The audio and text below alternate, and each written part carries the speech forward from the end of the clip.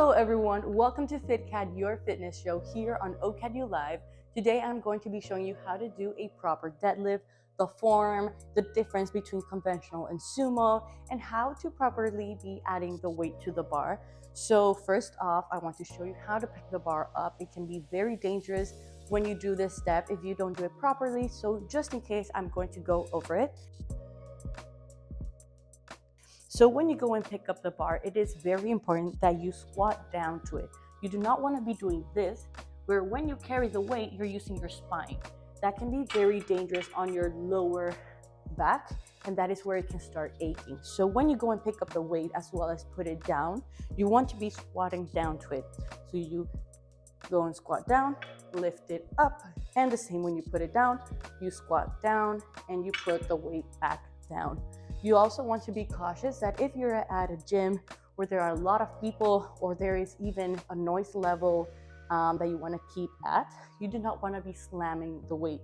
You can also be losing a lot of muscle growth by just slamming it from up here, because when you come down, you're still using your muscles to do that part of the workout. So if you can, go and lower the bar correctly. Now onto feet position, you have two different ones. You first have conventional, where your legs are right underneath your shoulder, so shoulder width apart, and then you have the sumo, where your legs are outside of your shoulder. Now the difference is the muscle that you're working on. So with a conventional one, you would be using your quads to lift up the weight. With a sumo one, you would be using hamstring and glutes. So for both of this, you're going to be using your core. It's really going to be engaged to do the whole workout, as well as your upper body. So no worries on that. The only difference is the leg position. Now, a lot of people like to be doing sumo because you're able to lift a little bit more with that one. However, if you really want to be working out your quads, which is usually the one that it's used to measure your strength, then you want to learn how to do conventional.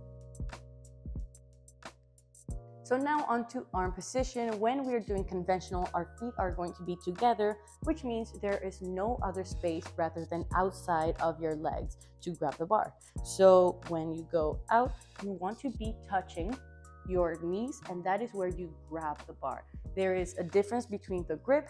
You can do both palms looking towards you, a mixed grip where one is looking up and the other one is looking down, or both looking up. The regular one that people like to use is a mix, but we're going to first learn how to do it with both palms looking down, because that is the basic one.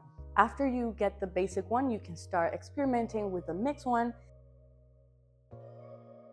Now when we go down to grab the bar, we want to not only squat down and then grab the bar, you really want to squat down and bring your torso a little bit up. So when you go to grab the bar, the shoulders are right above it. So last step is when you're coming up, you want to engage your core, which means you're going to inflate your stomach and you're going to squeeze as if someone was going to punch you in the stomach.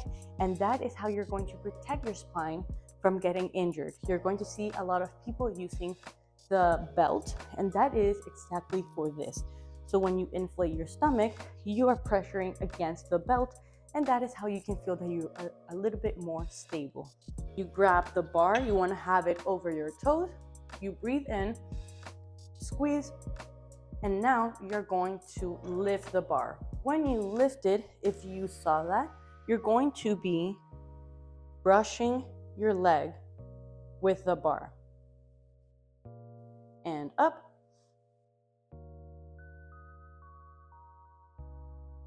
And down. And up. When you're lifting up the weight, you want to remember about your back. So you do not want to be going like that. Neither do you want to be exaggerating and going like that. The way that you know that you're having a neutral back is that when you go down, you contract your shoulders and you basically want to be breaking the bar. So that is the way that people understand that you're using your lats. You're going to grab the bar and you're going to do this motion as if you were going to break the bar. Obviously, you're not going to break the bar, but that is a way to engage the correct muscles. Also, pay attention to how my neck is. If you can tell, there is a complete straight line from my head to my hips. So I do not want to see anyone going like this or like this. So that is how you do a deadlift. I'm going to add the weight and show you some other stuff that you want to be cautious about. So the trick to putting the weights on the bar, and it doesn't take much time or effort, is that when you're lifting a lot of weight, you're going to stack one on top of the other one just for one side. You're going to grab the bar and lift it up. You're going to place the bar over the center. You're going to bring it completely up, and then you're going to lean it down. From here, you're going to place it down softly, grab the weight, and push the bar in. So when it comes to the point where you want to add weight on the other side or add extra weight on one side, you're going to go ahead and pick up one of the small weights. So you're going to add just one plate on the other side, and then you're going to help yourself by adding the small weight right at the end of the first one, and you're going to lift it up. Now this is going to give you some space for you to place the plate and be able to slide it in. Let me show you real quick. So you grab the plate, and because it is at an angle, you're able to slide it in very quick. If you did not have that, then this is how it would look when you're trying to place the plate in. You see? So the bar is at the same height because these are both the same, so it wouldn't be able to slide in as easy. So that is how you get the weight from the other side in, or extra weight on one side. And the same when removing the weight, you can just put in one of those small plates and you can slide them all from one side, and then you grab the bar, lift it up, and remove it just the same way that we placed these two at first. So that is a helpful way, because right after and before you do the exercise, you're very tired, you used all your energy to do it, and then having to remove all of this can be a little bit tedious, so it's great to know that trick.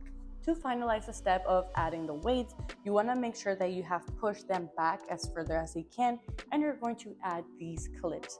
Now, the reason why we add the clips is because you can lose balance if one weight goes and just slides a little bit to the outside. You're going to be debalanced because you're now not at the center of the weight. Okay, so just making sure that they do not move can make the step easier. You're going to squeeze them.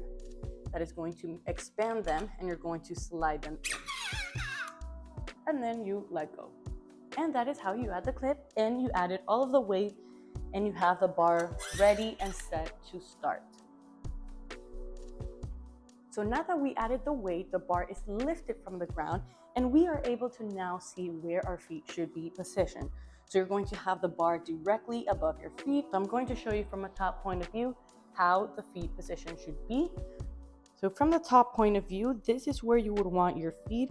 The bar, you want to have it directly in the middle of your foot. You really want to avoid doing this because that means you would be using your lower back to lift the weight from the floor. You're going to come down. Remember that you want your arms to be directly outside of your knees. We're going to squat down, lift our torsos up, squeeze, and up. Come down.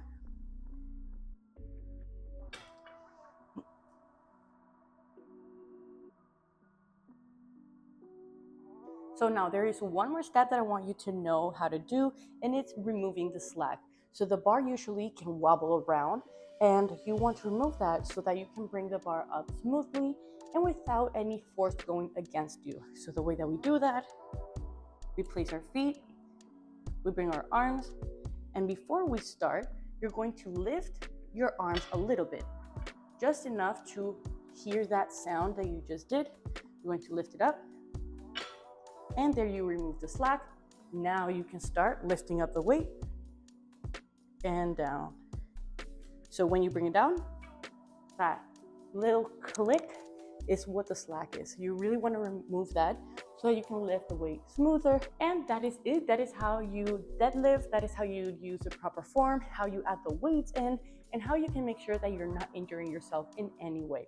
I hope you liked the video and see you on the next one. Bye.